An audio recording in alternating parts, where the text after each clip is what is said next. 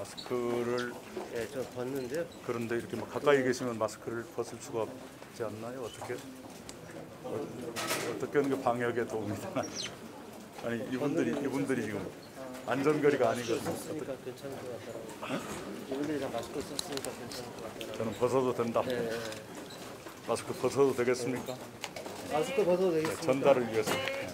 현재로서는 가장 많은 일정은 당 소속 의원님들께서 주최하시는 토론회입니다.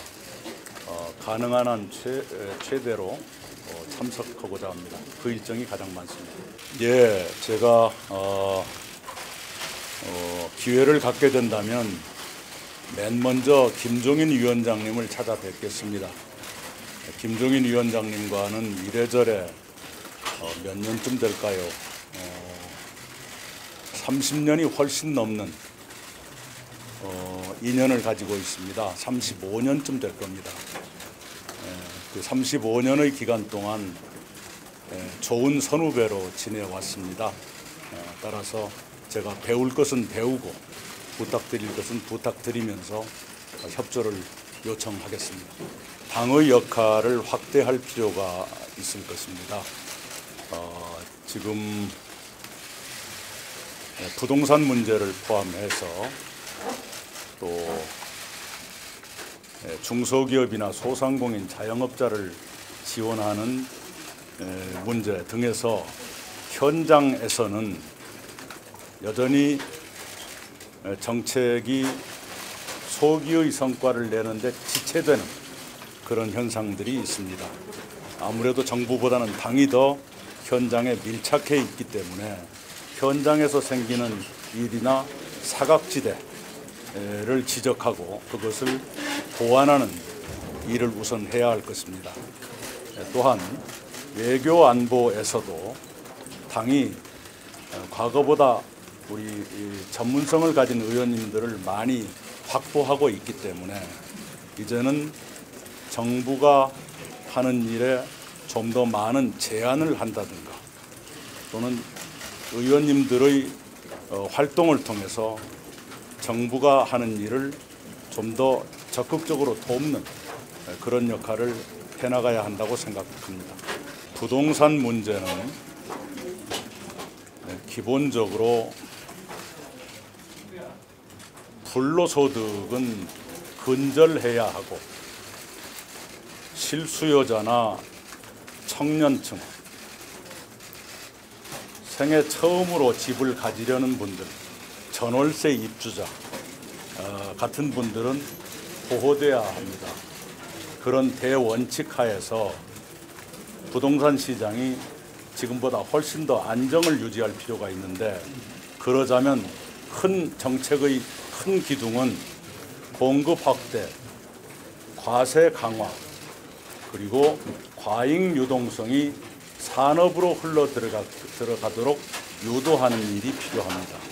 그중에서 과세 강화는 정부에서도 이미 많은 것을 검토 중인 것으로 압니다만 다주택자 그리고 고가 주택에 대한 세금을 대폭 강화할 필요가 있고 누진적으로 강화할 필요가 있을 것입니다.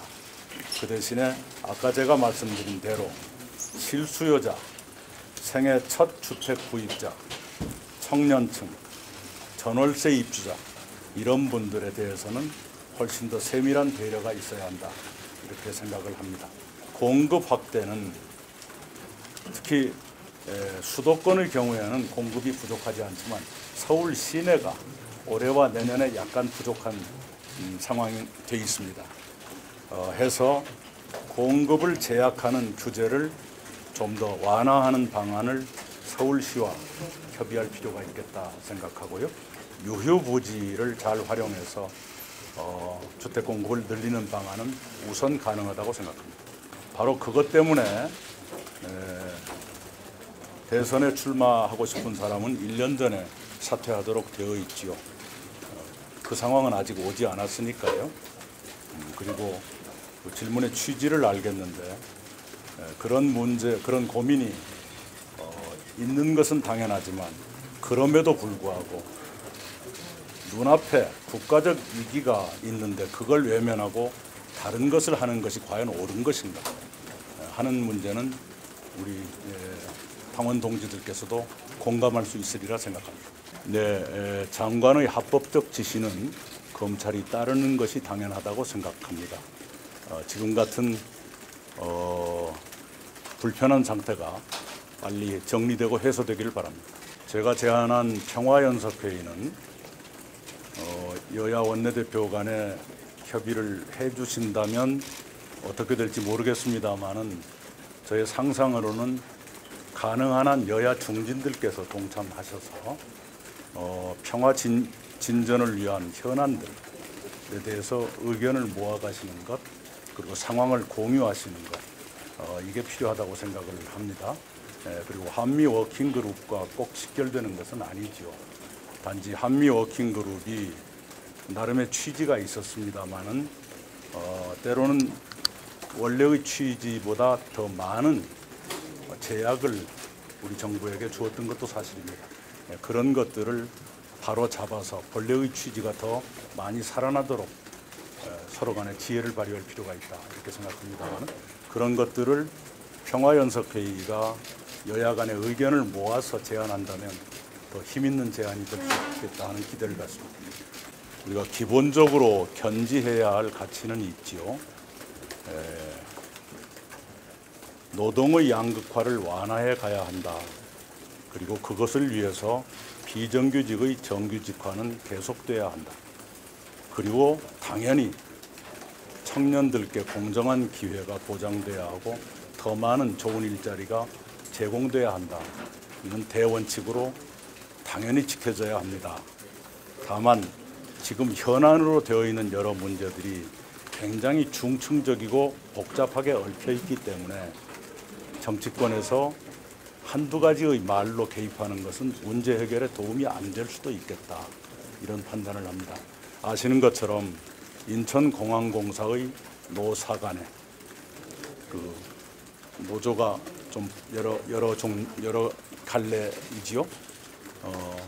그 포함한 노사 간에 그리고 국토교통부와 고용노동부가 지난 3년 동안 대화를 해왔는데 지금 이런 상태가 된 것은 몹시 안타깝습니다만 그 주체들이 지금도 대화를 계속하고 있기 때문에 거기에서 현명한 결과가 나오기를 기대하고 조심스럽게 지원하는 것이 좋겠다. 거기에서 정치인들이 이것저것 구체적인 말씀을 하시는 것은 문제의 현명한 해결에 도움이 안 될 수도 있겠다 하는 조심스러운 생각을 가지고 있습니다.